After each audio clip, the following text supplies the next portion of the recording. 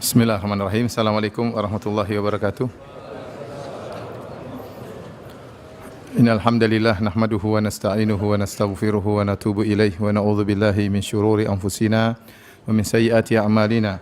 May yahdihillahu fala mudhillalah wa may yudlil fala hadiyalah. Wa asyhadu an la ilaha illallah wahdahu la syarikalah wa asyhadu anna Muhammadan abduhu wa rasuluhu la nabiyya ba'dah.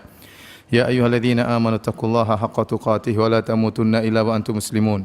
Fa inna asdaqal hadithi kitabullah wa khairal huda huda Muhammadin sallallahu alaihi wasallam wa syarrul umuri muhdatsatuha wa kullu muhdatsatin bid'ah wa kullu bid'atin dhalalah wa kullu dhalalatin finnar.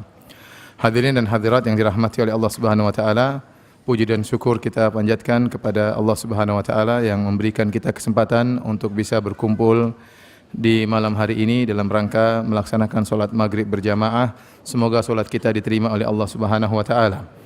Alhamdulillah kita juga berkumpul dalam rangka untuk membaca ayat-ayat yang berkaitan tentang tauhid dan juga hadis-hadis Nabi yang mengingatkan kita terhadap tujuan utama kita diciptakan di alam semesta ini, yaitu untuk mentauhidkan Allah Subhanahu wa taala.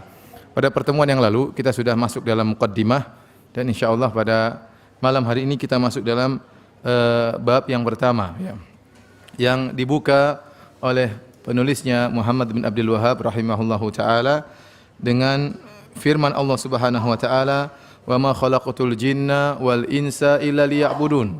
Tidaklah aku ciptakan jin dan manusia kecuali untuk beribadah kepadaku. Ini ayat yang sangat agung dalam surat Az-Zariyat yang mengingatkan kita bahwasanya tujuan kita diciptakan di alam semesta ini adalah untuk beribadah kepada Allah Subhanahu wa taala. Manusia dan juga jin, dua-duanya diperintahkan oleh Allah untuk beribadah hanya kepada Allah Subhanahu wa taala. Sebagaimana kita adalah mukallaf, diberi beban oleh Allah untuk beribadah kepada Allah, demikian juga ada makhluk yang lain, jin, yang juga diberi beban oleh Allah untuk beribadah kepada Allah Subhanahu wa taala. Sebagaimana jika manusia membangkang akan dimasukkan dalam neraka jahanam dan jika baik akan dimasukkan dalam surga, demikian juga jin. Jin jika membangkang juga dimasukkan dalam neraka jahanam dan jika baik dimasukkan dalam surga. Allah Subhanahu wa taala berfirman, "Wa laqad dzara'na li jahannama katsiran minal jinni wal insi lahum qulubun la yafqahuna biha wa lahum a'yunun la yubsiruna biha wa lahum adhanun la yasma'una biha ulaika kal an'ami bal hum adall." Sungguh kami telah penuhi neraka jahanam dengan banyak manusia dan banyak jin. Ini ada manusia masuk neraka, jin juga ada yang masuk neraka. Mereka memiliki hati namun tidak mereka gunakan untuk memikirkan ayat-ayat Allah. Mereka memiliki mata, tidak mereka gunakan untuk melihat ayat-ayat Allah. Dan mereka punya pendengaran dan mereka tidak gunakan untuk mendengarkan ayat-ayat Allah. Kata Allah, ulaika kal an'am, mereka itu seperti binatang ternak. Kenapa? Manusia dan jin dimuliakan untuk beribadah kepada Allah. Adapun hewan ghairu mukallaf, hewan tidak disuruh untuk beribadah kepada Allah Subhanahu wa taala. Tatkala manusia dan jin keluar daripada jalurnya, lupa untuk beribadah kepada Allah, maka hakikatnya seperti hewan. Bahkan kata Allah, balhum adall, lebih sesat daripada hewan.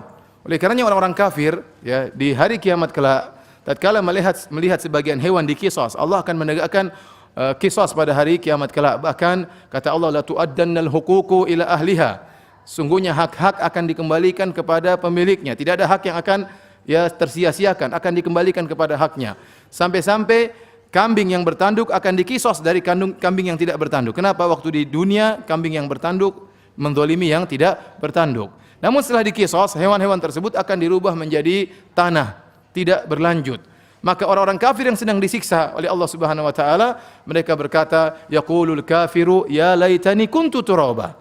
Coba saya dahulu hanyalah tanah.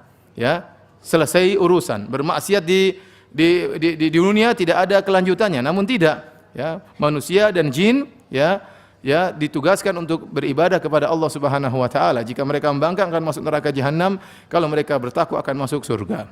Oleh karenanya dalam ayat-ayat dijelaskan bagaimana jin ya mereka juga ada yang beriman dan ada yang tidak beriman. Seperti dalam surat Al-Jin Allah berfirman menceritakan tentang perkataan para jin. Wa ammal qasituna fakanu li jahannam hataba. Adapun jin-jin yang membangkang maka mereka akan menjadi bara api di neraka jahanam. Kemudian kata Allah, wa allau istaqamu ala tariqati la asqainahum ma'an ghadaqa. Seandainya mereka jin-jin itu istiqamah di atas jalan yang benar, maka mereka akan diberikan harta atau rezeki yang berlimpah ruah. Ternyata jin kalau baik, kalau bertakwa juga diberi rezeki di dunia. Ya, sebelum dapat rezeki di akhirat, apalagi manusia. Jin saja kata Allah, wa allaw istaqamu ala thariqah, seandainya mereka istiqamah jin-jin tersebut, kami akan berikan rezeki bagi mereka di dunia, ya. Oleh karenanya, sebagaimana manusia tatkala diberi beban untuk beriman kepada Allah, maka muncullah bermacam-macam model mereka, ada yang beriman, ada yang tidak beriman, ada yang Islam, ada yang Nasrani, ada yang Yahudi, ya, ada yang Sunni, ada yang Syi'i, ada yang Sufi, ada yang Wahabi, ada yang demikian juga jin-jin juga demikian. Oleh karenanya kata para jin, wa anna minna salihuna wa minna duna dzalik. Di antara kami ada yang saleh dan ada yang tidak saleh. Kunna tara'iqa qidada. Kami ini bermacam-macam modelnya. Dan Imam Ibnu Katsir rahimahullah dalam tafsirnya menyebutkan riwayat dari Al-A'mash, seorang perawi hadis yang terkenal, perawi hadis yang thiqah. Dia pernah bertemu dengan jin dan dia bertanya kepada para jin. Kata Al-A'mash, "Faman rafidhatu fikum?" Bagaimana jin-jin Rafidah di sisi kalian? Ya. Kata jin ini mungkin jin Salafi. Kata dia, syarruna, paling kacau katanya. Paling Paling buruk jin-jin Rafidah. Jadi jin-jin juga bermacam-macam, ya. Beraliran-aliran, beragama-agama sebagaimana dijelaskan oleh para ulama. Hadirin dan hadirat yang dirahmati oleh Allah Subhanahu wa taala. Nah, kita harus sadar bahwasanya tujuan kita diciptakan untuk beribadah kepada Allah Subhanahu wa taala. Nah, kita harus usahakan seluruh kegiatan kita bernilai ibadah. Ya, bagaimana caranya? Caranya kita jangan sampai putuskan niat kita. Niat kita harus terus berlanjut kepada Allah. Contohnya, seorang tatkala makan dia berniat, saya makan untuk bisa kuat ibadah, ya. Seorang tatkala tidur dia harus berniat, saya istirahat supaya kuat bisa bangun salat malam atau saya bisa beribadah. Kalau dia bekerja mencari nafkah, dia lanjutkan, saya mencari nafkah untuk anak istri saya karena Allah perintahkan saya harus bertanggung jawab kepada anak istri saya. Kalau dia bekerja ke luar negeri, saya ingin dapat harta supaya saya bisa beli hadiah kepada orang tua saya karena Allah menyuruh saya untuk berbakti kepada orang tua. Tatkala niatnya tidak terputus, senantiasa bersambung, maka seluruh keringat yang tercucurkan dari badannya bernilai pahala di sisi Allah Subhanahu wa taala. Maka seorang berusaha menghadirkan niat. Ya, kalau berbeda antara orang menghadirkan niat dengan tidak menghadirkan niat. Kata Nabi SAW, lasta tunfiqu nafaqatan tabtaghi biha wajhallah illa ujirta 'alaiha hatta luqmata taj'alu fi imra'atik. Tidaklah kau berinfak apa saja dengan kau berharap wajah Allah kecuali kau dapat pahala. Sampai suapan yang kau suapkan ke mulut istrimu juga dapat pahala dengan syarat kau niatkan untuk siapa? Untuk Allah Subhanahu wa taala. Hadirin, ayat yang agung ini, wa ma khalaqtul jinna wal insa illa liya'budun. Tidaklah aku ciptakan jin dan manusia kecuali untuk beribadah kepadaku. Ini membantah perkataan orang-orang liberal, orang-orang pluralisme, yang mereka menyatakan semua agama sama, yang mereka menyatakan semua agama mengantarkan penganutnya kepada surga. Yang penting orang tersebut berakhlak mulia, yang penting baik. Dan ini terucap dari mulut-mulut mereka dalam tulisan-tulisan mereka. Kata mereka, kita tidak peduli apakah seorang beragama Yahudi, beragama Nasrani, beragama Hindu, beragama Buddha, atau beragama Konghucu, atau beragama yang lain, yang penting akhlaknya mulia, maka dia akan masuk surga. Karena tujuan agama hanyalah sarana yang mengantarkan kepada akhlak yang mulia. Ini tidak benar. Agama diturunkan oleh Allah untuk mengatur bagaimana yang paling utama, bagaimana hubungan hamba terhadap Tuhan. Bahwasanya dia harus tunduk dan harus beribadah hanya kepada siapa? Kepada Tuhan. Masalah akhlak yang penting. Masalah akhlak perkara yang penting, tapi dia bukan perkara yang primer. Yang paling utama adalah bagaimana Anda seorang makhluk mengakui punya Tuhan. Mana buktinya Anda sebagai Tuhan? Anda sebagai hamba Tuhan. Buktinya Anda beribadah kepada Tuhan tersebut dan Anda tidak beribadah kepada makhluk yang lain. Oleh karenanya, meskipun seorang berakhlak sangat mulia, sangat baik, sangat dermawan, tetapi kalau ternyata dia berbuat kesyirikan, beribadah kepada sama makhluk, maka tidak bernilai amalannya sama sekali. Kata Allah, wa qadimna ila ma amilu min amalin faja'alnahu haba'an manthura. Kami akan nampakkan amalan mereka. Allah perlihatkan, ini pahala kebaikan, ini pahala menyambung silaturahmi, ini pahala dermawan, memberi makan kepada fakir miskin. Tapi kata Allah, faja'alnahu haba'an manthura. Kami jadikan seperti debu yang berterbangan. Kenapa? Sering ada syubhat di kalangan orang awam yang dihembuskan oleh orang-orang liberal. Kata mereka, saya pernah ditanya, berapa kali ditanya, Ustaz, masa Bunda Teresa yang begitu baik? Saya enggak tahu Bunda Teresa siapa, ya. Saya enggak kenal juga, ya. Enggak pernah kenalan, enggak punya juga nomor teleponnya, ya. Jadi ditanya, masa Bunda Teresa yang begitu baik, Ustaz, suka baik sama orang, ramah kemanusiaan, banyak amal kebaikannya, ya. Kemudian masuk neraka. Saya bilang, kalau musyrik masuk neraka mau baik kayak apapun. Mana lebih baik, lebih hebat, Bunda Teresa atau Abu Thalib? Siapa yang punya jasa besar terhadap Islam? Bunda Teresa atau Abu Thalib? Abu Thalib lebih hebat jasanya. Abu Thalib, ya. Waktu Nabi SAW yatim, siapa yang pelihara? Ya, Abu Thalib melihara anak yatim. Anak yatimnya itu Muhammad SAW. Kata Rasulullah SAW, ana wa kafilul yatim kahatain. Saya dan pengurus anak yatim seperti dua jemari ini di surga. Bagaimana lagi anak yatimnya ternyata Muhammad bin Abdullah SAW. Jasanya luar biasa. Melihara Nabi sampai Nabi menjadi besar, sampai menjadi orang yang bisa berdakwah. Abu Thalib. Kemudian tatkala Rasulullah SAW menyerukan bahwasanya dia seorang Nabi, berdakwah kepada tauhid, kepada Islam, Abu Thalib pasang badan. Tidak ada yang berani mengganggu Rasulullah SAW. Makanya Rasulullah SAW bebas berdakwah tatkala di Mekah selama Abu Thalib masih hidup. Kapan mulai penyiksaan semakin kuat tatkala Abu Thalib meninggal dunia. Jasanya terhadap Islam, pasang badan, bahkan dia mengakui kebenaran Nabi Muhammad SAW. Cuma dia tidak mau beriman. Dia berkata, "Walaqad alimtu bi anna dina Muhammadin min khairi adyanil bariyati dina, laulal malamatu wa hadharu masabbatin lawajadtani samhan bidzaka mubina." Kata dia, sungguh saya telah tahu agamanya Muhammad adalah agama yang terbaik di antara agama-agama manusia yang ada. Kalau bukan karena saya takut tercela, takut dicela, takut dimaki-maki, maka kau akan dapati aku meluk agama tersebut. Nabi tidak mau. Kenapa? Karena dia tidak mau meninggalkan tradisinya. Waktu Abu Thalib sakit, Rasulullah SAW datang, jenguk Abu Thalib. Rasulullah SAW berkata, "Ya ammi qul la ilaha illallah kalimatan uhaju laka biha indallah." Wahai pamanku, ucapkan la ilaha illallah, kalimat yang aku akan bela engkau di akhirat, di depan Allah Subhanahu wa taala. Ternyata bukan cuma Nabi yang jenguk Abu Thalib. Abu Jahal juga lagi jenguk siapa? Abu Thalib. Abu Jahal berkata, "Atarghabu an millati Abdul Muttalib?" Wahai Abu Thalib, kau benci dengan agama bapakmu? Abu Thalib akhirnya tidak mau beriman.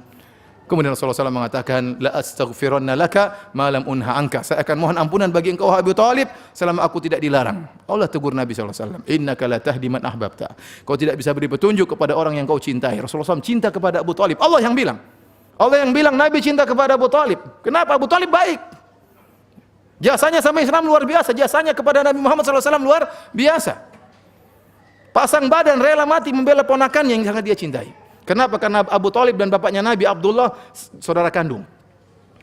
Ada 3 orang yang saudara kandung, Abdullah, Abu Thalib sama yang lainnya. Sedangkan paman-paman Nabi yang lain dari ibu yang lain. Oleh karenanya Abu Thalib sangat sayang kepada Rasulullah SAW. Tapi tidak bermanfaat kebaikannya, tidak bermanfaat. Ya, Rasulullah SAW mengatakan, "Laula ana lakana fid darkil asfali minan nar." Kalau bukan saya di neraka yang paling bawah. Tapi dia di neraka yang atas. Tatkala telapak kakinya terkena bara api, yaghli biha dimaguh, maka otaknya mendidih. Itu adalah nerakanya siapa? Abu Thalib. Ya. Rasulullah SAW ditegur. Ya. Maka kana lin nabi walladzina amanu ay yastaghfiru lil musyrikin walau kanu uli qurba. Tidak pantas bagi seorang nabi dan orang beriman untuk mohon ampunan bagi orang-orang musyrikin meskipun karib kerabat. Taib, Abu Thalib orang yang baik masuk neraka jahanam. Kemudian lagi Rasulullah SAW sebutkan tentang Amr bin Luhai al-Khuzai.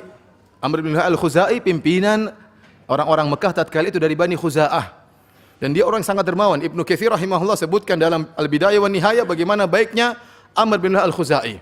Ya, sampai dia memberi banyak sumbangan kepada jamaah haji. Kan orang musyrikin dahulu mereka juga berhaji. Sampai disebut Ibnu Katsir dia menyembelih ribuan onta untuk dibagi-bagikan kepada jemaah haji. Dibagi-bagikan kepada jemaah haji. Meskipun demikian kata Nabi dia di neraka jahanam, ya, dan seterusnya, ya. Oleh karenanya baik saja tidak cukup. Yang paling utama adalah bagaimana hubungan seorang dengan Allah Subhanahu wa taala. Taib. Makanya kalau ada orang berbuat kesyirikan, maka orang tersebut telah melakukan dosa yang sangat besar.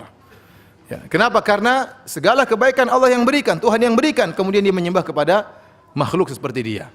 Kata Nabi SAW waktu ditanya, "Ayu dzambi a'zam?" Ya Rasulullah, dosa apa yang paling besar? Kata Rasulullah SAW, "Anta ja'ala lillahi niddan wa huwa khalaqak." Engkau mengambil tandingan sekutu bagi Allah padahal Allah yang ciptakan kamu. Ini bentuk kurang ajar yang paling kurang ajar. Tuhan yang ciptakan engkau, Tuhan yang berikan kau kecerdasan, Tuhan yang berikan kau pendengaran, penglihatan dan seterusnya. Rezeki, lantas kau beribadah kepada makhluk seperti engkau sendiri, maka ini dosa yang tidak akan dimaafkan. Saya sering kasih logika, ya. Kalau Anda punya anak tersebut lahir dari rahim istri Anda, kemudian Anda kasih biaya. Dari kecil setengah mati kita cari nafkah buat anak kita, kemudian kita sekolahkan, duit keluar banyak, kemudian masuk di universitas, keluar banyak, duit banyak biaya. Sampai dia menjadi orang, sudah jadi orang berhasil, kemudian dia berbakti kepada ayah yang lain. Kira-kira gimana? Ya, kita jengkel, ini kurang ajar. Dia berbakti kepada ibu yang lain, istri kita pasti jengkel. Ya, dia tidak berbakti kepada kita. Atau sederhananya lagi, Anda nikah sama seorang wanita, kemudian Anda bayar maharnya mahal. Kemudian wanita tersebut ternyata agak gemuk. Lantas Anda bilang, udah masuk perawatan biar cantik, biaya keluar ya, sedot lemak dan macam-macamnya. Setelah seksi kemudian dicium sama laki-laki lain. Gimana kira-kira? Gimana? Ini enggak benar seperti ini. Ya, enggak benar, tidak tahu berbalas budi, tidak tahu berbakti kepada pencipta, ya. Allah Subhanahu wa taala menciptakan Anda beribadah kepada yang lain. Tanyakan kepada orang-orang liberal tersebut, orang-orang pluralisme tersebut. Kalau ada orang ateis akhlaknya baik, masuk surga atau tidak? Tanya. Ada orang ateis tidak percaya sama Tuhan, tidak percaya sama adanya Tuhan, tidak percaya sama malaikat, tidak percaya kepada semua yang Allah sebutkan dalam Al-Qur'an. Kemudian kalau dia baik, ramah sama tetangga, suka membantu orang miskin, ya, tidak pernah ganggu orang lain, masuk surga atau tidak? Bukan antum yang jawab. Saya suruh tanya sama orang-orang liberal. Menurut kaidah mereka dia masuk surga atau tidak? Masuk surga. Menurut kaidah mereka ini ateis yang tidak percaya sama Tuhan, akhlaknya baik karena agama cuma sarana. Harusnya menurut kaidah mereka orang ateis ini masuk apa? Masuk surga. Tapi aneh, kita masukkan dia ke dalam surga sementara dia tidak beriman sama surga. Dia tidak percaya ada surga, kok ente masukkan surga? Baik, hadirin Allah Subhanahu wa taala. Jadi paling utama dalam kehidupan ini bagaimana kita bisa beribadah hanya kepada Allah Subhanahu wa taala. Ingat, wa ma khalaqtul jinna wal insa illa liya'budun. Tidaklah aku ciptakan jin dan manusia kecuali hanya untuk beribadah kepadaku. Akhlak masalah penting namun dia sekunder bukan primer. Percuma segala ibadah, mau sedekah, mau baik apapun kalau tidak dibangun di atas pondasi yang benar, tidak dibangun di atas tauhid, maka tidak diterima oleh Allah Subhanahu wa taala. Baik, kita lanjutkan ayat berikutnya yang dibawakan oleh Syekh Muhammad bin Abdul Wahhab rahimahullah taala dalam kitab Tauhid, yaitu firman Allah dalam surat An-Nahl ayat 36. Allah berfirman, "Wa laqad ba'atsna fi kulli ummatin rasulan an i'budullaha wajtanibut taghut." Sungguh kami telah mengutus bagi setiap umat seorang rasul yang menyeru kepada umatnya, sembahlah Allah saja dan jauhilah taghut.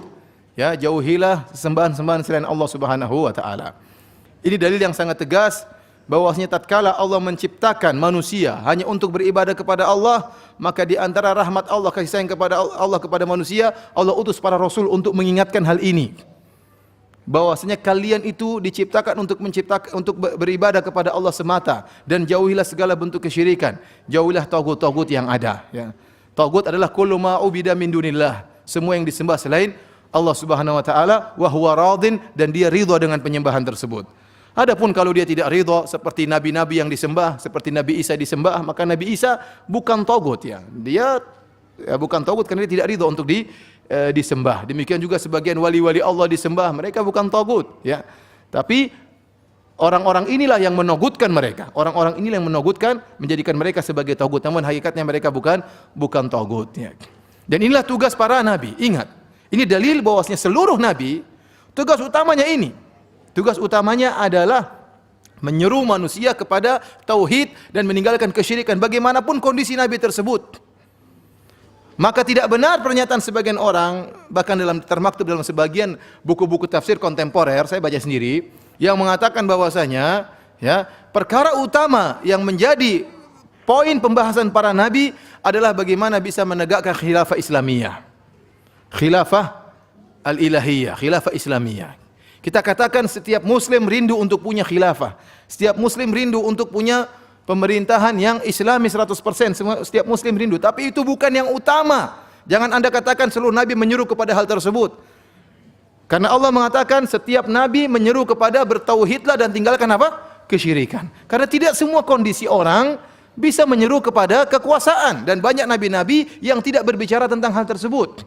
Saya contohkan. Nabi Ibrahim alaihissalam waktu ketemu Raja Namrud, apa yang dia bicarakan? Dia bicarakan tentang tauhid. Dia katakan kau bukan Tuhan. Dia tidak mengatakan wahai Namrud minggir kau, saya yang jadi raja. Enggak, dia enggak ngomong begitu. Waktu Fir'aun didatangi oleh Musa, apa Allah mengatakan wahai Musa suruh Fir'aun turun kau yang jadi raja? Tidak. Dia mengatakan bertakwalah kepada Allah Subhanahu wa taala. Kau bukan Tuhan, bertakwalah kepada Allah Subhanahu wa taala. Yang mereka serukan adalah tauhid. Demikian juga nabi-nabi yang lainnya, ya. Baik Nabi Saleh, baik Nabi Hud, ya. Mereka berbicara tentang tauhid. Ini pokok pembahasan mereka. Kalau Allah berikan anugerah setelah itu kekhalifahan, maka ini yang terbaik. Tapi jangan sebaliknya, seorang berbicara tentang khilafah, kemudian masalah tauhid tidak dibahas. Kemudian masalah kesyirikan dibiarkan. Tauhid dijadikan tumbal demi untuk mencari kekhilafahan, enggak benar. Apalagi kemudian ada yang menyuruh sebaiknya kita punya khilafah seperti Khomeini, ngawur seperti itu. Ya, ini dari mana? Rasulullah SAW, para nabi tidak demikian. Allah telah berfirman, "Walaqad ba'atsna fi kulli ummatin rasulan." Sungguh kami telah mengutus pada setiap umat seorang rasul yang menyeru anibudullaha wajtanibut taghut. Sembahlah Allah saja dan jauhilah apa? Taghut, ya. Ya, maka itu yang mereka serukan. Bahkan sebagian mereka tatkala tidak bisa berhadapan dengan pemerintah yang kafir tatkala itu, maka sebagian orang-orang soleh tersebut harus pergi. Contohnya Nabi Musa alaihissalam, akhirnya Allah suruh pergi. Kemudian dikejar oleh Fir'aun, ini tenggelamkan oleh Allah Subhanahu wa taala. Nabi Ibrahim berkata, "Inni muhajirun ila Rabbi." Dia pergi meninggalkan kaumnya. Ya. Tidak bisa dia terus di situ. Tidak bisa mengalahkan mereka.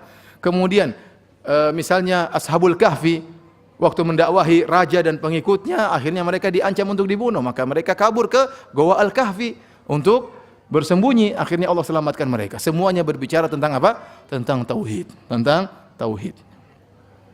Maka kita katakan setiap kita rindu akan kekhilafahan, tetapi jangan jadikan itu perkara yang primer sehingga terkadang pembahasan masalah tauhid tidak kita bahas. Bahkan kita jangan bicara masalah tauhid, jangan, enggak benar ya, akhir. Ya, ente punya kekuasaan atau tidak, kalau ente mati di atas tauhid, surga. Ya. Nabi Isa alaihissalam ya dikuasai oleh Romawi tatkala dia tidak berbicara tentang kekuasaan, dia berbicara tentang kesyirikan waktu itu. Dia tidak berbicara tentang kekuasaan, dia berbicara tentang bagaimana akidah yang benar, ya. Itu yang harus kita bahas. Kalau ada Allah berikan anugerah kekuasaan, alhamdulillah, tapi jangan dibalik, ya. Kekuasaan yang paling utama, kemudian akidah menjadi tumbal. Taib hadirin dan hadirat yang dirahmati Allah Subhanahu wa taala, kemudian Syekh Muhammad bin Abdul Wahhab rahimahullah menyebutkan ayat berikutnya, ayat yang ketiga. Wa qadha rabbuka alla ta'budu illa iyyah. Tuhanmu ya memerintahkan ya agar kalian tidak beribadah kecuali hanya kepada Allah Subhanahu wa taala. Dan demikianlah ya, inilah makna dari la ilaha illallah. Nanti ada pembahasan khusus. Tapi makna la ilaha illallah adalah menggabungkan antara pengisbatan penetapan dan penafian peniadaan. Tidak ada kecuali, tidak ada sembahan yang berhak disembah kecuali Allah. Berarti sembahan selain Allah dinafikan. Sama. U'budullaha wajtanibut taghut. Sembahlah Allah saja penetapan, jauhilah taghut penafian. Contohnya, Allah ta'budu illa iyyah. Allah menetapkan sembahlah Allah saja, selainnya tidak boleh. Kemudian kata Allah Subhanahu wa taala, wa bil walidaini ihsana, dan berbaktilah kepada kedua orang tuamu dengan sebakti-baktinya. Hadirin dan hadirat yang dirahmati oleh Allah Subhanahu wa taala, barang siapa yang mengerti bahasa Arab, dia akan tahu bahwasanya wa bil walidaini ihsana, ihsanan di situ i'rabnya adalah maf'ul mutlaq. Takdirnya wa ahsinu bil walidaini ihsana. Kalau kita artikan dalam bahasa Indonesia, bukan hanya sekedar berbaktilah kepada kedua orang tuamu. Itu terjemahan yang kurang pas. Yang benar ada penekanan, karena maf'ul mutlaq di sini ihsanan didatangkan untuk penekanan, ya. Kalau saya mengatakan darabtu Muhammadan, saya pukul Muhammad. Tapi kalau saya datangkan maf'ul mutlaq, darabtu Muhammadan darban, saya pukul dia sungguh-sungguh. Saya habisi dia. Ada dorban, ada tambahan penekanan. Saya pukul dia dengan sungguh-sungguh pukulan. Sama. Wa ahsinu bil walidaini ihsana. Berbaktilah engkau kepada kedua orang tuamu dengan sebakti-baktinya. Allah tidak menyuruh Anda untuk hanya sekedar berbakti, tapi Allah menyuruh Anda untuk berbakti dengan sebakti-baktinya. Makanya Allah Subhanahu wa taala menyebutkan setelah itu, imma yablughanna indakal kibar ahaduhuma aw kilahuma fala taqul lahumu uffin. Kalau salah seorang dari keduanya atau dua-duanya telah mencapai masa jompo, masa tua. Orang tua kalau masih kuat, dia terkadang tidak malu untuk minta sama anaknya. Bahkan kita dapati banyak orang tua ingin memberikan kepada anak-anaknya meskipun dia sudah tua. Tetapi Allah ingatkan justru ya, berbakti sangat dibutuhkan tatkala orang tua sudah tidak bisa apa-apa, sudah jompo, sudah tidak bisa berbuat apa-apa, itu saatnya Anda berbakti kepada kedua orang tua. Kata Allah, indaka, di sisimu. Dan ini faedah disebutkan oleh sebagian ahli tafsir. Kata Allah, tatkala orang tuamu salah satunya atau kedua-duanya berada di sisimu dan sudah tua. Ini ada keutamaan agar orang tua tinggal bersama kita. Jangan tinggal, kalau usahakan jangan tinggal sama kakak kita, jangan tinggal sama adik kita, tapi tinggal sama kita. Karena inilah pintu surga kita bawa ke rumah. Kecuali kalau orang tua tidak mau dengan pertimbangan yang dia kehendaki, tapi kita buka pintu. Kita berharap orang tua tinggal bersama kita. Ya, akhi, saya baca terkadang sebagian cerita disebut oleh para masyayikh di Arab Saudi, bagaimana anak-anak sampai ribut gara-gara rebutan orang tua harus tinggal sama dia. Ya, harus tinggal sama dia. Karena mereka tahu ini pintu surga, dia mau masuk dalam rumah. Ya. Oleh karena seorang berusaha untuk tinggal bersama orang tuanya. Kemudian kata Allah Subhanahu wa taala, "Fala taqul lahuma uffin." Janganlah berkata kepada kedua orang tua.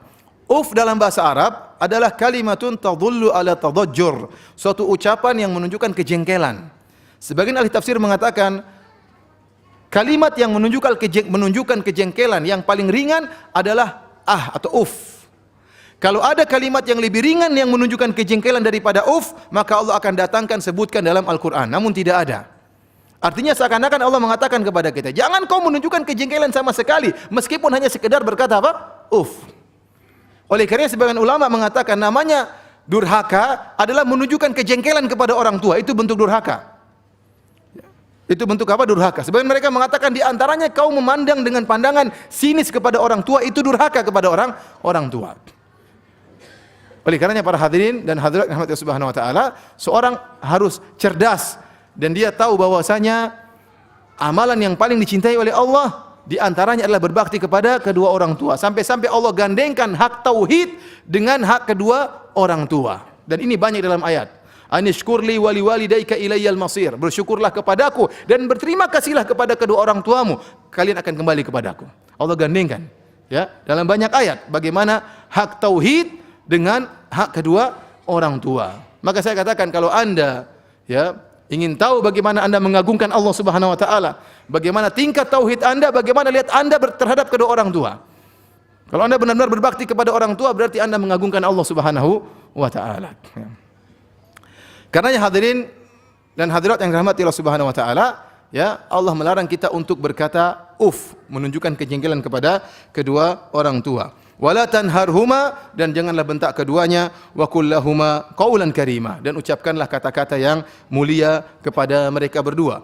Waqfid lahuma janahadz dzulli minar rahmah, rendahkanlah ya kesombonganmu, tanganmu rendahkanlah sebagai bentuk rahmat kepada kedua orang tua. Wa qur rabbirhamhuma kama rabbayani shaghira, dan berdoalah kepada Allah, ya Rabbku, rahmatilah kedua orang tuaku sebagaimana mereka berdua telah merawatku tatkala masih kecil. Oleh karenanya para hadirin, kalau kita lihat bagaimana athar salaf, para salaf dahulu mereka sangat berbakti kepada kedua orang tua mereka, ya.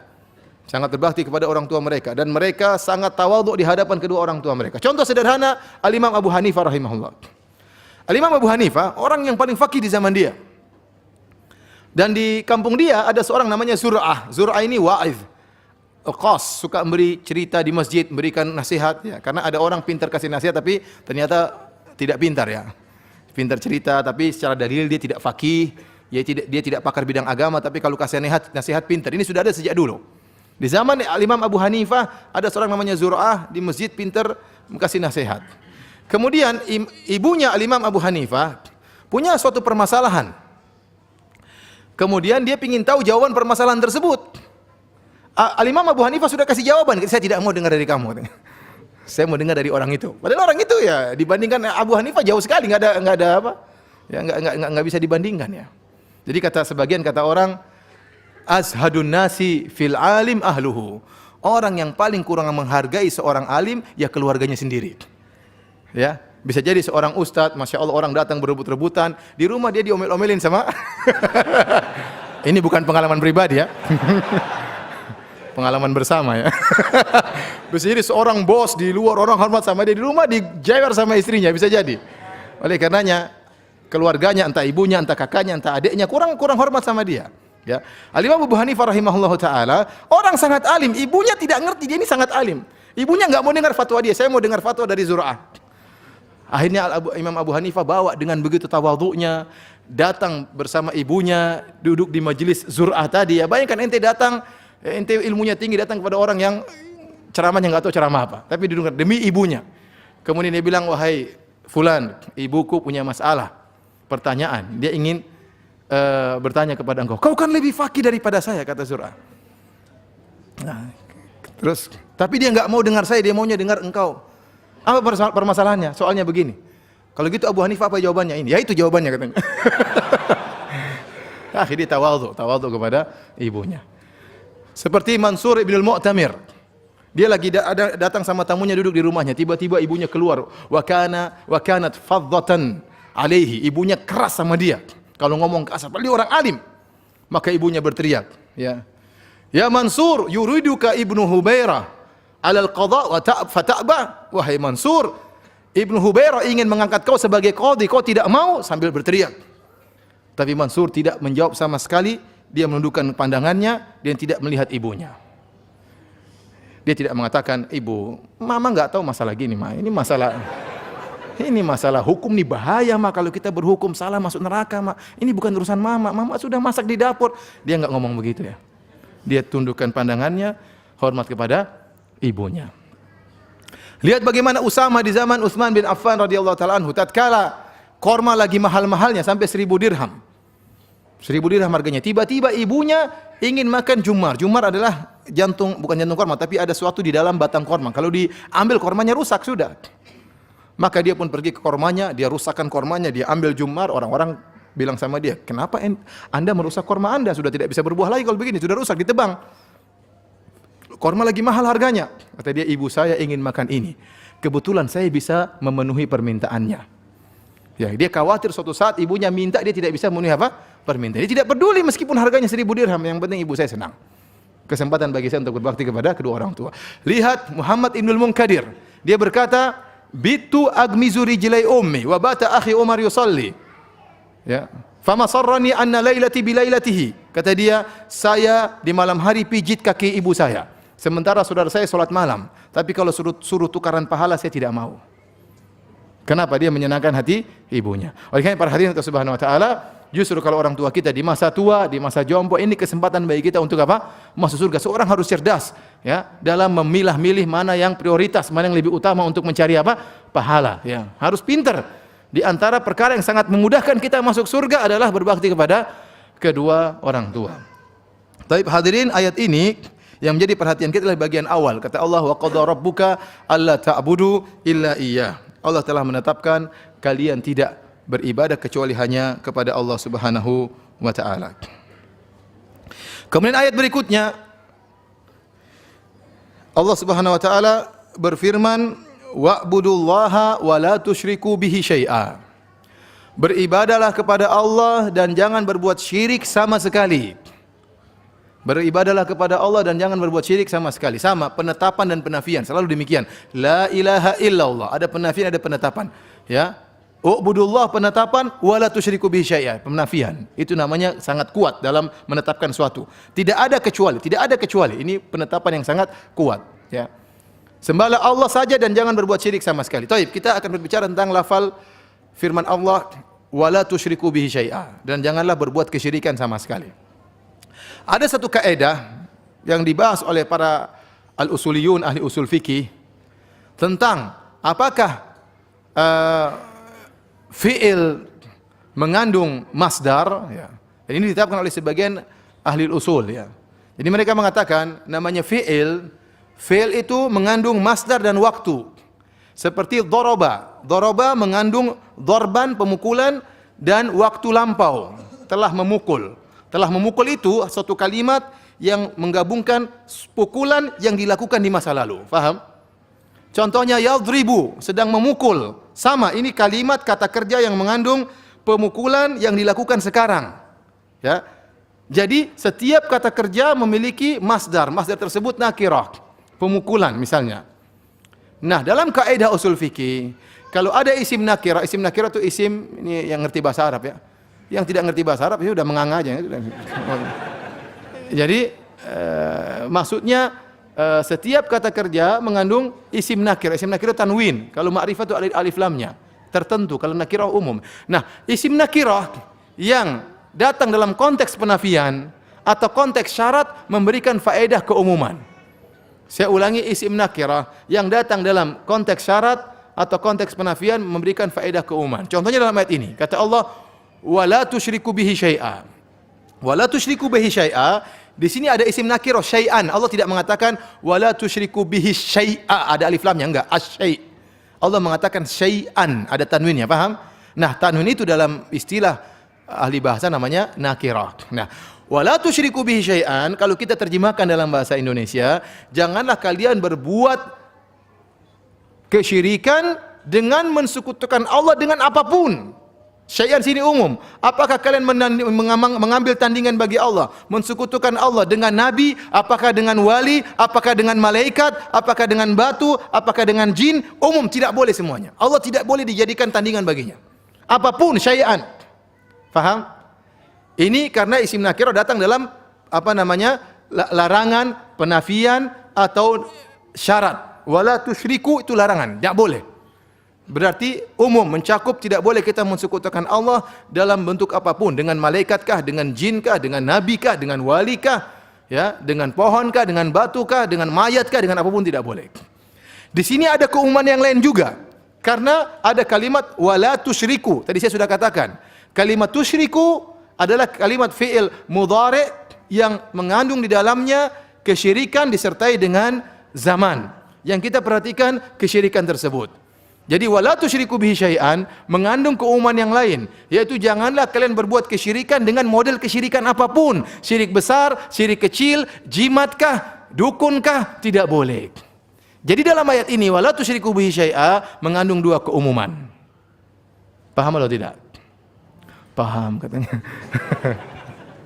Saya sudah teriak-teriak, paham katanya. Berarti masih goyang ya, kasih goyang. Mau diulang? Waduh. Saya ulangi, ada kaidah, ya makanya belajar bahasa Arab. Ada kaidah dalam usul fikih mengatakan, kalau ada isim nakirah datang dalam konteks penafian, konteks pelarangan, konteks persyaratan, maka dia memberikan faedah keumuman. Lafal tersebut umum, mencakup siapa saja. Contohnya, wala tusyriku bihi syai'a. Kalau kita artikan, jangan kalian mensekutukan Allah dengan sesuatu pun. Sesuatu pun ini umum. Jangan kau sekutukan Allah dengan malaikat, tidak boleh kau nyembah Allah, nyembah malaikat juga. Tidak boleh nyembah Allah, tidak boleh nyembah Nabi. Ya, Nabi Muhammad kan, Nabi Isa kah, apalagi cuma wali, apalagi cuma orang bahlul di dalam kuburan ya. Jangan juga batu, enggak boleh. Dukun apalagi enggak boleh. Ini keumuman dari sisi yang dijadikan tandingan bagi Allah. Ada keumuman kedua dalam ayat ini. Wala tusyriku, kalimat tusyriku adalah kalimat fi'il mudhari yang datang dimasukkan oleh la nahiyah, lam larangan, ya. Kemudian dalam fi'il mudhari tersebut ada seakan-akan syirkan, isyrakan. Wala tusyriku isyrakan bihi syai'a. Ada kalimat isyrakan ini juga nakirah sehingga memberikan keumuman juga, artinya janganlah kalian berbuat kesyirikan dengan bentuk syirik apapun. Jadi dua keumuman sekarang. Dalam bentuk syirik apapun, tidak boleh syirik besar, tidak boleh syirik kecil, tidak boleh pakai jimat, tidak boleh apapun, tidak boleh. Kemudian dari keumuman kedua, dari tandingan yang diambil untuk Allah Subhanahu wa taala. Jadi paham? Sekarang agak keras sekarang. Jadi wala tusyriku bi syai'a mengandung dua larangan, keumuman, tidak boleh kita berbuat syirik apapun dalam jenis syirik apapun, dan tidak boleh mengambil tandingan bagi Allah dengan tandingan apapun. Paham? Ini maksud dari wa'budullaha wala tusyriku bi syai'a, sembahlah Allah saja dan jangan campurkan penyembahan kepada Allah dengan syirik apapun. Jangan. Baik, kita lanjutkan ayat berikutnya. Ini bab 1 harus selesai pokoknya malam ini. Habis isya lanjut ya, karena kalau enggak selesai, kapan mau selesai ya? Baik, kita bacakan firman Allah. Kata Allah, "Qul ta'alau atlu ma harrama rabbukum alaikum." Katakanlah wahai Muhammad, kemarilah. Allah suruh Nabi Muhammad panggil orang-orang, kemarilah. Atlu ma harrama rabbukum alaikum. Aku akan bacakan kepada kalian apa yang Allah haramkan kepada kalian. Terkadang perlu kita jangan cuma menjelaskan yang halal-halal saja, yang haram-haram juga disuruh. Dan Allah suruh Nabi panggil mereka, sini. Saya mau baca yang Allah haramkan bagi kalian. Apa itu? Yang pertama kali kesyirikan. Kata Allah Subhanahu wa taala, "Alla tusyriku bihi syai'a." Bacakan, jangan kalian berbuat syirik sama sekali. Kemudian, "Wala taqtulu auladakum min imlaq." Janganlah kalian membunuh anak-anak kalian karena takut miskin. "Nahnu narzuqukum wa iyyahum." Kami yang beri rezeki kepada kalian dan beri rezeki juga pada anak-anak kalian. Wala taqrabul fawahisha ma dhahara minha wa ma batan. Janganlah kalian mendekati perbuatan yang keji, yang nampak maupun yang tersembunyi. Wala taqtulun nafsal lati harramallahu illa bil haqq. Jangan kalian membunuh jiwa yang dilarang oleh Allah untuk dibunuh. Kemudian kata Allah Subhanahu wa taala, "Wala taqrabu malal yatimi illa billati hiya ahsan." Jangan kalian dekati harta anak yatim kecuali kalian mengolahnya dengan cara yang terbaik.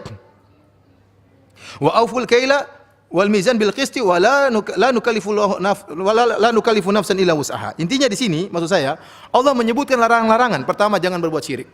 Yang kedua kata Allah, jangan bunuh anak-anak kalian. Yang ketiga kata Allah, janganlah kalian berbuat zina dan sejenisnya. Yang keempat kata Allah, jangan bunuh orang lain. Ya. Kemudian jangan dekati harta anak yatim kecuali dengan mengolahnya dengan cara yang terbaik. Keharaman yang pertama yang Allah sebutkan syirik. Jadi kata Allah, wahai Muhammad, panggil mereka, suruh bacakan apa yang diharamkan kepada kalian. Yang pertama, alla tusyriku bi syai'a, jangan bikin kesyirikan. Ini perkara yang paling berbahaya daripada dosa-dosa yang lain. Lebih berbahaya daripada dosa-dosa setelahnya. Lebih berbahaya daripada durhaka kepada orang tua, lebih berbahaya daripada membunuh orang, lebih berbahaya daripada yang lainnya. Ya. Membunuh anak, semuanya lebih parah adalah kesyirikan. Taib. Kita lanjutkan hadirin dan hadirat yang dirahmati oleh Subhanahu wa taala. Oleh karenanya Ibnu Mas'ud berkata, setelah itu Syekh Muhammad bin Wahab menukil perkataan Ibnu Mas'ud radhiyallahu taala anhu. Kata Ibnu Mas'ud, "Man arada an yanzura ila wasiyati Muhammad allati 'alaiha khatamuhu." Barang siapa yang ingin melihat wasiat Nabi sallallahu alaihi wasallam, di sini banyak orang salah terjemahkan. Yang ada sebagian penerjemah saya lihat yang ada di cincinnya, padahal bukan begitu maksudnya. Maksudnya barang siapa yang ingin melihat wasiat Nabi yang Nabi stempelin maksudnya, ya, maka bacalah firman Allah, "Qul ta'alau atlu ma harrama rabbukum 'alaikum" dan seterusnya. Ibnu Mas'ud ingin menjelaskan kepada kita.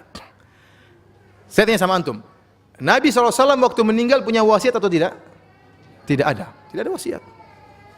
Tidak menulis wasiat tertentu. Apalagi wasiat kalau saya meninggal yang jadi khalifah siapa? Tidak ada.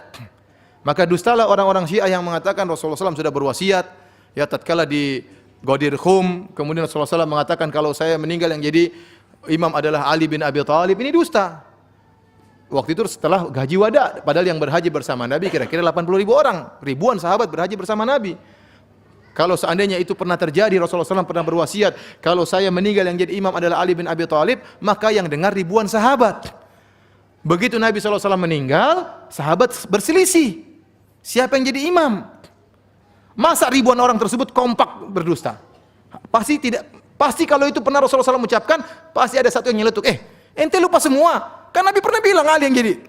Paham? Paham? Paham. Ada yang pahamnya belakangan. Nggak apa-apa, yang penting paham. Kita harus akui manusia bertingkat-tingkat ya. Ada yang Pentium 1, ada yang Saya ulangi. Orang-orang Syiah punya khurafat dan mereka makanya membuat namanya hari raya Idul Ghadir. Itu hari raya lebih hebat daripada Idul Fitri, Idul Adha. Karena agama mereka dibangun di atas hal ini. Bahwa saya yang menjadi imam setelah Nabi siapa? Ali. Katanya Nabi pernah berwasiat di hadapan banyak sahabat. Kita bilang itu dusta, omong kosong. Kalau itu Rasulullah SAW pernah ucapkan di hadapan para sahabat, kenapa waktu Rasulullah SAW meninggal para sahabat khilaf? Orang Ansar mengatakan minnal amir wa minkum amir. Kami ada punya amir, pemimpin, kalian orang Muhajirin juga punya pemimpin. Terjadi khilaf sampai akhirnya mereka mengangkat siapa? Abu Bakar. Masa ribuan sahabat kemudian kompak sama-sama lupa dengan Ali? Masa tidak ada yang pernah ingatkan? Masa Ali juga tidak ingatkan? Muhajirin Ansar, kalian tidak ingat? Saya kan pernah dibilang sama Nabi, enggak pernah juga Ali pernah bilang demikian. Makanya wasiat Nabi tidak ada, Nabi tidak punya wasiat. Namun Ibnu Mas'ud berkata seakan-akan seandainya Muhammad SAW punya wasiat yang dia tulis, yang dia stempel, dan wasiat itu ditulis adalah perkara yang sangat penting dan ditulis menjelang seorang meninggal apa? Dunia. Inilah fikih Ibnu Mas'ud. Ibnu Mas'ud termasuk sahabat senior. Ibnu Mas'ud termasuk orang-orang pertama kali masuk Islam yang mengikuti perjalanan Islam dari awal sampai akhir. Sampai wafatnya Nabi SAW. Yang dia baca Al-Quran di Mekah dipukulin sampai pingsan. Ibnu Mas'ud radhiyallahu ta'ala anhu. Orang yang dipuji oleh Nabi SAW. Barang siapa ingin baca Al-Quran seperti baru turun, bacalah seperti qiraat Ibnu Mas'ud. Orang yang alim. Dengan kealimannya tersebut dia mengambil kesimpulan. Seandainya Muhammad menulis wasiat yang wasiat itu tidak akan dirubah-rubah lagi dan distempelin, kemudian Rasulullah SAW meninggal, maka wasiat itu adalah bacalah surat ini, Allah tusyriku bihi syai'a, jangan berbuat syirik sama sekali. Itulah wasiat Muhammad sallallahu alaihi wasallam. Seandainya Rasulullah SAW menulis apa? Wasiat, melarang umatnya jangan sampai berbuat apa? Kesyirikan. Sudah azan kah? Masih berapa menit? Tunggu bunyi. Mundurin bunyinya. Baik. Kita masuk hadis terakhir dari bab ini. Alhamdulillah, insyaallah kita selesai. Taib. Hadis terakhir atau dalil terakhir yang disebutkan oleh Syekh Muhammad bin Abdul Wahhab tentang dari bab pertama adalah hadis Muaz bin Jabal radhiyallahu ta'ala anhu. Muaz bin Jabal ya berkata, "Kuntu radifan Nabi sallallahu alaihi wasallam ala himar." Aku pernah dibonceng oleh Nabi sallallahu alaihi wasallam di atas himar. Himar itu apa? Keledai, ya, keledai, ya. Dan kita tahu keledai ada dua, ada keledai negeri, ada keledai liar. Kalau keledai negeri maka haram, tidak boleh dimakan. Keledai liar halal untuk dimakan. Dulunya keledai negeri juga halal, tapi Allah haramkan tatkala perang Khaybar. Kalau antum baca kisahnya, subhanallah, tatkala waktu itu para sahabat kelaparan. Kemudian mereka sudah potong himar-himar mereka. Kemudian mereka masak, setelah mendidih siap dimakan, tahu-tahu haram. Kenapa enggak haram dari awal? Karena memang Allah ingin uji antum. Ya. Kenapa tidak awal? Ya Allah, sudah saya potong, sudah senang-senang, sudah kelaparan, sudah nungguin, tinggal makan, haram. Demikianlah ujian. Kita memang diuji di atas muka bumi ini. Jadi akhirnya jadi haram. Tapi boleh ditunggangi. Dan Rasulullah SAW adalah seorang pemimpin yang sangat tawadhu. Dia tidak naik kuda. Tunggangan yang hebat zaman itu apa? Kuda. Atau onta, ternyata dia sering naik apa? Himar. Ya. Ente punya Alphard, sekali-sekali naik. Sekali naik apa? Avanza himar, saya enggak bilang ya. Tawadhu, ente punya harta, sekali-sekali pakai tawadhu ya. Tawadhu. Ya, saya punya teman, masya Allah ya, dia punya Alphard berapa, tapi dia punya Kijang tahun berapa? Model tahun Kijang 70-an kalau nggak salah. Ya masih dia pakai ya. Sekali-sekali pakai ini, sekali-sekali pakai itu. Rasulullah SAW tawadhu. Tunggangannya apa? Himar. Di antara tawadhu Nabi SAW, Nabi juga sering menggonceng orang di belakang dia. Ya, Nabi yang nyetir, orang di belakang Nabi SAW. Oleh karenanya Ibnu Hajar rahimahullah dalam kitabnya Fathul Bari menyebutkan Ibnu Mandah punya juz' tulisan buku tentang nama-nama sahabat yang pernah dibonceng oleh Nabi SAW dan jumlahnya lebih dari 30 orang. Ya. Baik, kita azan, kita salat, terus kita lanjutkan setelah ini ya, insyaallah. Bismillahirrahmanirrahim. Alhamdulillah, salatu wassalamu ala Rasulillah wa ala alihi wa ashabihi wa mawalah. Ikhwani fillah wa akhwati fid din, azani Allah wa iyyakum.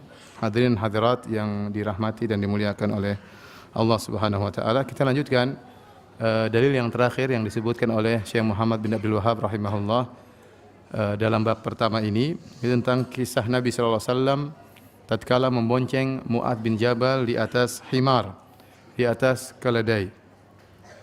Kemudian Rasulullah SAW berkata, "Ya Mu'adz, atadri ma haqqullahi 'alal ibad wa ma haqqul ibad 'ala Allah?" Wahai Mu'adz, tahukah engkau apa itu hak Allah terhadap para hamba dan apa itu hak hamba kepada Allah Subhanahu wa taala? Maka Mu'adz berkata, "Qultu Allahu wa rasuluhu a'lam." Allah dan Rasulnya yang lebih mengetahui. Maka Nabi SAW menjelaskan, "Haqqullahi 'alal ibad alla yu'adziba, haqqullahi 'alal ibad alla ya'budu illa iyyah wa la yusyriku bihi syai'a." Hak Allah terhadap hamba yaitu hamba tidak boleh beribadah kecuali hanya kepada Allah, dan Allah tidak berbuat syirik dan tidak boleh berbuat kesyirikan sama sekali kepada Allah. Wa haqqul ibad 'ala Allah alla yu'adziba ma la yusyriku bihi syai'a. Dan hak hamba terhadap Allah yaitu hamba tidak akan diazab oleh Allah jika mereka tidak berbuat syirik sama sekali kepada Allah Subhanahu wa taala. Maka Mu'adz berkata, "Afala ubasyirun nas? Bolehkah aku memberi kabar gembira ini, mengabarkan kabar gembira ini kepada orang-orang?" Kata Rasulullah SAW, "La tubasyirhum fayattakilu." Jangan beritahu mereka, mereka akan bersandar. Mereka akan bersandar. Hadirin dan hadirat yang dirahmati oleh Allah Subhanahu wa taala, di sini Allah Subhanahu wa taala Rasulullah SAW menjelaskan tentang hak Allah terhadap para hamba. Yang inilah yang merupakan poin utama dari hadis ini, yaitu tidak boleh beribadah kecuali hanya kepada Allah dan tidak boleh berbuat syirik sama sekali kepada Allah Subhanahu wa taala. Kemudian apa balasannya? Hak hamba terhadap Allah. Jadi Allah mewajibkan dirinya untuk tidak mengadab orang yang tidak berbuat syirik sama sekali kepada Allah Subhanahu wa taala. Jadi tidak ada yang mewajibkan kepada Allah, tapi Allah mewajibkan kepada dirinya, ya. Seperti firman Allah, kataba ala nafsihi rahmah. Allah mewajibkan rahmat bagi dirinya. Seperti Allah mengatakan dalam hadis qudsi, inni haramtu dzulma ala nafsi. Aku mengharamkan kezaliman atas diriku, ya. Ya, tidak ada yang mewajibkan kepada Allah, tidak ada yang bisa mengharamkan kepada Allah, tapi Allah mewajibkan, Allah mengharamkan atas dirinya sesuai dengan ya kekuasaan Allah dan hikmah dari ya kemahaan Allah Subhanahu wa taala. Jadi barang siapa yang tidak berbuat syirik kepada Allah Subhanahu wa taala, maka Allah tidak akan mengadabnya sama sekali. Tatkala mendengar kabar gembira ini, Mu'adz bergembira dan ingin menyampaikan kabar gembira ini kepada orang-orang. Tapi Rasulullah SAW melarang. Kata Rasulullah SAW, la tubasyirhum, jangan kau tahukan hal ini kepada manusia, kepada masyarakat. Kenapa? Fayattaqilu, mereka akan salah paham. Mereka akan bersandar kepada hal ini, menganggap diri mereka tidak berbuat kesyirikan, kemudian mereka terjerumus dalam dosa-dosa yang lain. Ya, ini dikhawatirkan ada kesalahpahaman. Sehingga ada sebagian orang yang mungkin sampai sekarang salah paham. Ya. Dia merasa dia sudah bertauhid, kemudian dia menzalimi orang, dia praktek riba, yang penting saya tidak syirik. Pinjam uang orang, tidak bayar-bayar utang, yang penting saya tidak apa? Syirik. Ya, ada orang seperti itu, ada, ya. Yang penting saya tidak syirik. Sehingga salah paham. Padahal betapa banyak dalil orang yang bertauhid bisa masuk neraka jahanam kalau ternyata dia banyak melakukan dosa. Tapi hadirin dan hadirat yang rahmat Allah Subhanahu wa taala, hadis ini menunjukkan akan agungnya tauhid. Karena tauhid adalah hak Allah Subhanahu wa taala. Ya, hak Allah yang tidak boleh diserahkan kepada selain Allah. Oleh karenanya, ya, syirik merupakan dosa terbesar karena menggugurkan hak Allah Subhanahu wa taala. Kemudian sampai-sampai agungnya tauhid, Allah mewajibkan dirinya untuk tidak mengadab orang yang tidak berbuat syirik sama sekali. Barang siapa yang menegakkan hak Allah, Allah tidak akan mengadabnya. Di akhir pembahasan kita ada beberapa faedah yang bisa kita ambil dari hadis ini. Tadi telah kita sebutkan di antaranya tawaduknya Nabi sallallahu alaihi wasallam. Kemudian Rasulullah SAW sering membonceng orang lain, seperti terutama sahabat-sahabat junior seperti Mu'adz bin Jabal. Rasulullah SAW juga pernah membonceng Hasan dan Husain. Rasulullah SAW juga pernah membonceng tatkala haji wada. Rasulullah SAW membonceng Usama bin Zaid, membonceng Fadl bin Abbas, dan banyak. Ada sekitar 30 orang yang pernah dibonceng oleh Rasulullah SAW di atas himarnya. Kemudian ini juga dalil bahwasanya himar meskipun haram dimakan, tetapi keringatnya tidak najis, sehingga Rasulullah SAW naik di atas himar tersebut. Meskipun dagingnya haram untuk dimakan, meskipun kotorannya najis dengan ijma ulama, tetapi keringatnya, liurnya tidak najis. Kenapa? Karena ada kaidah al-masyaqqah tajlibu taisir. Kesulitan akan mendatangkan kemudahan. Oleh karenanya waktu Rasulullah SAW ditanya tentang kucing-kucing, kucing kan juga tidak boleh dimakan. Kemudian kotorannya pun najis, ya. Tetapi bagaimana tentang bekas minumnya kucing, bekas makannya kucing, ternyata dimaafkan. Kata Rasulullah SAW, innaha laysat binajasin, innama hiya minat tawafina alaikum awit tawafat. Sungguhnya tidak najis. Kenapa? Karena kucing adalah hewan yang sering berkeliaran di antara kalian. Sehingga kalau dinajiskan maka sangat sulit, ya, memberatkan umat Islam, dan Islam dibangun di atas kemudahan. Oleh karenanya tidak najis bekas makan kucing atau bekas minum kucing. Sama dengan himar dagingnya haram, tidak boleh dimakan. Kotorannya najis dengan kesepakatan ulama. Tetapi keringatnya, liurnya tidak najis, karena menyulitkan. Kalau memang sampai najis, susah orang naik himar, sedikit-sedikit harus cuci baju karena himarnya berkeringat. Kemudian di antara faedah yang bisa kita ambil dari hadis ini, ya, tentang seorang kalau tidak tahu tentang masalah agama, maka hendaknya dia menjawab Allahu wa rasuluhu a'lam. Para ulama sepakat tatkala Rasulullah SAW masih hidup, ditanya tentang masalah agama, maka para sahabat menjawab Allahu wa rasuluhu a'lam. Allah dan Rasul yang lebih mengetahui. Namun bagaimana setelah Rasulullah SAW meninggal dunia? Kalau ada yang tanya sama saya misalnya, Ustaz, apa hukum ini? Apakah saya jawab Allahu wa rasuluhu a'lam, ataukah saya cukup menjawab Allahu a'lam? Maka ada khilaf di kalangan para ulama. Sebagian ulama mengatakan boleh kita menjawab Allahu wa rasuluhu a'lam, meskipun Rasulullah SAW sudah meninggal dunia. Kenapa? Karena masalah agama yang paling tahu adalah siapa? Nabi sallallahu alaihi wasallam. Seandainya Nabi hidup, Nabi pasti lebih tahu. Ya, oleh karenanya segala masalah agama Allah dan Rasulnya yang lebih tahu. Namun sebagian ulama mengatakan sebaiknya cukup menjawab Allahu a'lam. Kenapa? Karena praktek para sahabat setelah Nabi meninggal, kalau mereka ditanya, mereka hanya mengatakan Allahu a'lam. Allah yang lebih mengetahui. Tapi kalau urusan dunia, maka tidak boleh kita bilang wa rasuluhu a'lam. Rasul lebih mengetahui, tidak. Karena dalam Sahih Muslim Rasulullah SAW mengatakan antum a'lamu bi amri dunyakum. Kalian lebih paham tentang masalah dunia kalian. Ya. Kalau masalah agama maka Rasulullah SAW lebih paham. Kemudian ini juga jalan keluar bagi kita. Kalau kita ditanya tidak tahu maka jawab saja wallahu a'lam. Jangan sampai sok tahu. Makanya saya akan sebutkan bagaimana asar dari Al-Imam Malik rahimahullahu taala, bagaimana Al-Imam Malik begitu takutnya menjawab pertanyaan masalah agama, ya. Ya, bagaimana Imam Malik begitu takutnya menjawab pertanyaan masalah agama. Beliau pernah ditanya, kata Imam Malik, ya, beliau pernah berkata, "Inni la ufakkiru fi mas'alatin mundu bid'a asyrata sanah, famattafaqa li fiha ra'yun ilal an." Saya pernah berpikir tentang suatu permasalahan agama sampai belasan tahun, sampai sekarang saya belum temukan jawabannya. Belasan tahun dia mikirkan masalah tertentu, dia tidak tahu jawabannya sampai sekarang. Sebagian kita, ya sudah haram sajalah daripada pusing. Imam Malik enggak berani, enggak tahu ya bilang enggak tahu. Kemudian juga Al-Haytham bin Jamil pernah berkata, "Syahidtu Malikan su'ila an thamanin wa arba'ina mas'alatin faqala arba'ina mas'alatan faqala fi ithnaini wa thalathina minha la adri." Imam Malik pernah ditanya 48 pertanyaan. 32 dia bilang saya tidak tahu. 32 dia bilang saya tidak tahu. Dalam riwayat juga Imam Malik pernah ditanya 100 pertanyaan dan dia jawab cuma 5 atau 10 pertanyaan. Dia pernah ditanya 20 pertanyaan, dia cuma jawab 2 pertanyaan. Yang lain dia bilang saya tidak tahu, saya tidak tahu. Ini tidak takut-takut untuk mengatakan apa saya tidak tahu karena masalahnya masalah berat.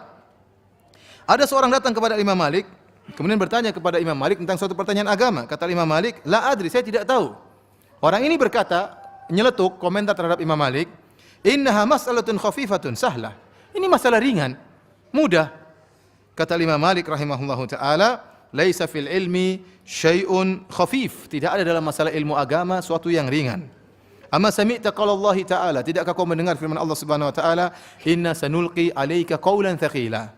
Sungguhnya kami akan menurunkan kepada engkau perkataan yang berat. Ya, jadi agama ini berat. Jangan dianggap ringan. Masalah apapun jangan dianggap ringan. Kalau Anda tidak tahu, Anda ragu, bilang saja tidak tahu. Jangan sok tahu. Ya. Kemudian ada lagi yang bertanya kepada Malik tentang suatu masalah agama. Kata Imam Malik, saya tidak tahu. Kata dia, kamu Imam Malik kok tidak tahu? Kalau kamu tidak tahu, siapa lagi yang tahu? Kata dia, apa saya harus tahu? Gara-gara ente. Dia tidak harus tahu, tidak tahu terus mau apa? Ya. Oleh karenanya seorang menyelamatkan dirinya, kalau tidak tahu bilang tidak tahu, jangan sok tahu. Ya, saya duduk di Syekh Abdul Muhsin Al-Abbad, ya, tidak lama, sekitar 5 tahun, ya, bermuazamah dengan beliau, ya. Beliau sering sekali saya dengar mengatakan la adri, saya tidak tahu, saya tidak tahu. Terkadang Syekh ditanya satu pertanyaan, dalam hati saya, oh jawabannya ini. Ternyata saya bilang apa? Saya tidak tahu. Ternyata saya sok tahu. Jadi saya mau jawab, saya tahu jawabannya menurut saya. Tapi Syekh dengan kalau dia ragu sedikit dia bilang apa? Saya tidak tahu. Dia tidak mau jawab kecuali yang dia pasti apa? Pasti tahu. Maka kalau kita tidak tahu, tidak usah kita sok tahu. Jangan kita bilang, ini permasalahan butuh dengan kita harus murojaah dulu, harus ulangi dulu. Padahal dia tidak pernah baca sama sekali. Cuma dia kesannya seakan-akan dia tahu atau gimana. Bilang aja nggak tahu, apa susahnya. Ya. Karena Syekh Abdul Muhsin Al-Abbad begitu sangat tawadhu, ya. Ya. Sampai beliau pernah tatkala menyebutkan satu dalil, kata beliau, hadis ini diriwayatkan oleh fulan dan fulan, termaktub dalam kitab ini halaman sekian. Halaman sekian kata dia. Karena saya baru baca tadi, kata Syekh. Jadi dia tidak ingin dikesankan dia tuh punya hafalan apa? Banyak. Sehingga dia sebut halamannya dan dia sebutkan saya baru baca tadi, makanya saya tahu apa nomor halamannya, ya. Maksud saya ikhwani fillah wa akhwati fiddin azani Allah wa iyyakum, ya, seorang kalau tidak tahu masalah agama jangan sok tahu. Yang saya sangat sedih, saya sering ini bukan sekali 2 kali. Saya sering ditanya sama orang, Ustadz apa hukumnya ini? Saya belum ngomong yang teman-teman, oh hukumnya gini, hukumnya gini. Ya udah ente aja jadi ustaz kata. Saya belum jawab, dijawab sama yang lain. Ya akhi, jangan ente berani-berani ngomong. Ada ustaz, ente punya adab. Pertama ente harus punya adab. Kedua ente jangan nekat ya. Ya. Jangan nekat kemudian belum dijawab dia sudah jawab dulu lagi. Sampai gimana seperti ini? Ini enggak boleh. Seorang takut berbicara tentang masalah agama halal dan haram. Kalau tidak tahu bilang aja wallahu alam ya. Sudah. Terserah orang mau bilang apa. Terserah mau bilang orang ini enggak ngerti, terserah mau bilang ustaz ini bodoh, terserah. Yang penting ente selamat di akhirat. Terkadang yang saya terpancing terkadang ini diingatkan oleh para ulama. Seorang saya ditanya tentang suatu masalah berat. Orang ini pusing setengah mati dan saya ingin menyelamatkan dia. Saya ingin kasih jawaban. Tapi ulama mengingatkan, ente harus pikirkan dulu keselamatan ente. Ente pengen dia selamat, ente enggak selamat, hati-hati. Kalau enggak tahu ya sudah, cari tanya sama ustaz yang lain. Jangan, ya sudah kalau gitu boleh aja deh. Jangan. Kalau enggak tahu bilang aja enggak tahu. Demikianlah hadirin dan hadirat yang dirahmati Allah Subhanahu wa taala. Penjelasan dari bab yang pertama, insyaallah nanti kita akan lanjut bab kedua, insyaallah karena saya ada safar.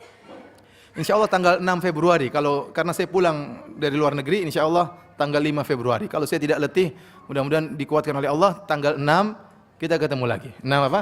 Februari. Setelah itu kita libur sampai bulan Maret. Karena ada urusan panjang ya. Mohon maaf. Dan saya harapkan ya, saya harapkan panitia kalau bisa memfasilitasi buku ya.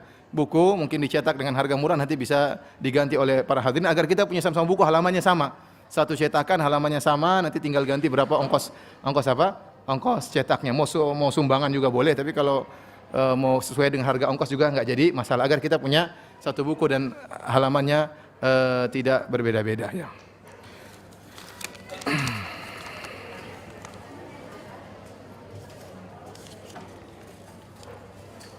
Pak Ustadz, jika orang tua merupakan pintu surga bagi anaknya, apakah hal tersebut juga berlaku untuk anak angkat yang ingin berbakti kepada orang tua yang telah merawatnya dari bayi, walaupun mereka bukan orang tua kandungnya? Saya rasa ya, la yashkurullah man la yashkurun nas. Tidaklah dikatakan berterima kasih kepada Allah orang yang tidak berterima kasih kepada manusia. Ya. Kenapa kita pahalanya sangat besar tatkala berbakti kepada orang tua? Karena jasa mereka yang sangat besar.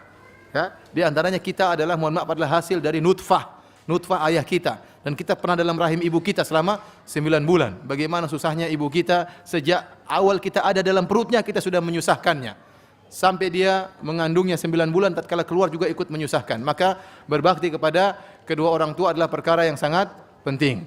Nah, bagaimana kalau dengan orang tua angkat ya? Mungkin wallahu alam bisawab kedudukannya tidak seperti orang tua kandung. Tetapi kita ingat kata Nabi SAW, la yashkurullah man la yashkurun nas. Tidaklah berterima kasih kepada Allah orang yang tidak berterima kasih kepada manusia. Maka insya Allah pahalanya besar tatkala kita berbakti kepada ibu angkat kita dan ayah angkat kita yang telah mengorbankan begitu banyak untuk merawat kita.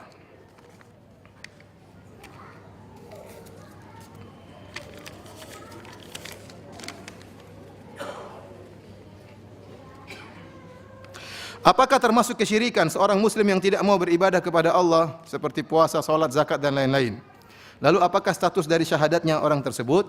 Syirik berbeda dengan maksiat ya. Seorang yang tidak syirik adalah beribadah kepada selain Allah Subhanahu wa taala. Seorang yang tidak bayar zakat dia bermaksiat. Seorang yang tidak puasa dia bermaksiat tapi dia bukan seorang musyrik. Seorang yang tidak salat dia juga bermaksiat dan dia bukan orang musyrik. Hanya saja para ulama khilaf tentang bagaimana status orang yang meninggalkan salat. Kalau orang meninggalkan zakat, meninggalkan puasa, ya jumhur ulama mengatakan tidak kafir. Tapi kalau meninggalkan salat maka ada khilaf yang kuat di kalangan para ulama ya. Riwayat dari Imam Ahmad mengatakan barang siapa meninggalkan salat maka kafir karena berdasarkan dalil yang ada ya. Al ahdul ladzi bainana wa bainahumus salat faman tarakaha faqad kafar. Kata Nabi sallallahu alaihi wasallam, pembeda antara kami dengan mereka orang munafik adalah salat. Barang siapa yang meninggalkannya maka telah kafir. Namun jumhur ulama mazhab Syafi'i dan yang lainnya berpendapat orang yang meninggalkan salat ya karena malas dan tahu salat itu wajib, maka dia terjerumus dalam dosa besar, tapi tidak sampai derajat kafir. Saya ulangi, meninggalkan salat ada dua bentuk. Pertama, meninggalkan salat karena meyakini salat sudah tidak wajib bagi dia, dan ini ijma' ulama, kafir. Kenapa? Karena dia telah merubah hukum Allah, dia menganggap bahwasanya salat tidak wajib. Saya sudah mencapai derajat hakikat tidak perlu salat, sementara Nabi sallallahu alaihi wasallam salat sampai kakinya bengkak, ya. Sampai Rasulullah sallallahu alaihi wasallam ya tatkala sakit sampai pingsan beliau ingin salat berjamaah. Lantas dia mengatakan saya sudah sampai pada derajat tingkat hakikat tidak perlu salat lagi, maka orang seperti ini ijma' ulama dia bukan orang muslim. Kenapa? Dia merasa dia boleh keluar dari syariat Nabi Muhammad sallallahu alaihi wasallam. Yang para ulama khilafkan, seorang meninggalkan salat tetapi dia tahu dia salah. Maka tadi pendapat jumhur ulama tidak kafir, hanya terjerumus dalam dosa besar. Jadi kita harus bedakan mana syirik, mana maksiat. Ya. Syirik adalah beribadah kepada selain Allah. Adapun maksiat seperti tadi meninggalkan salat, meninggalkan puasa, meninggalkan zakat, ini bukan syirik tapi apa? Maksiat.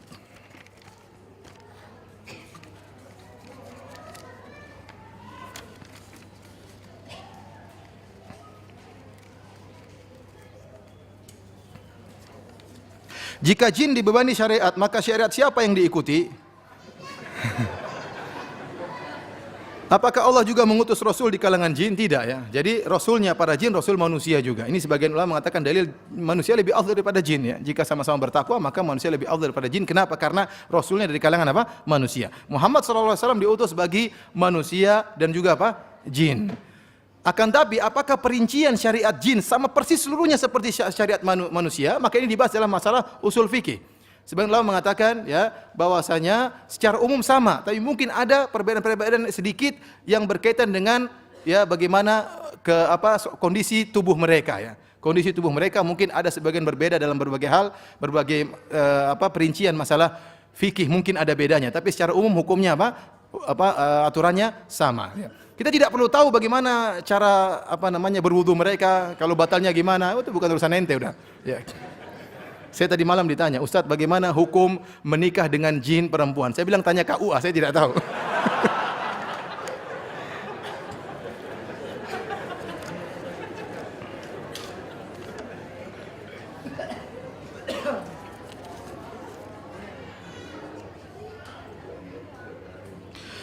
Demikian saja para hadirin dan hadirat yang dirahmati Allah Subhanahu wa taala. Mohon maaf ada pertanyaan-pertanyaan saya tidak bisa jawab karena kekurangan ilmu. Semoga majelis kita diberkahi oleh Allah Subhanahu wa taala dan semoga kita diampuni dosa-dosa kita di sisi Allah Subhanahu wa taala dan semoga kita dihidupkan di atas tauhid dan dimatikan di atas tauhid kepada Allah Subhanahu wa taala. Subhanakallahumma bihamdik asyhadu an la ilaha illa anta astaghfiruka wa atubu ilaik. Assalamualaikum warahmatullahi wabarakatuh.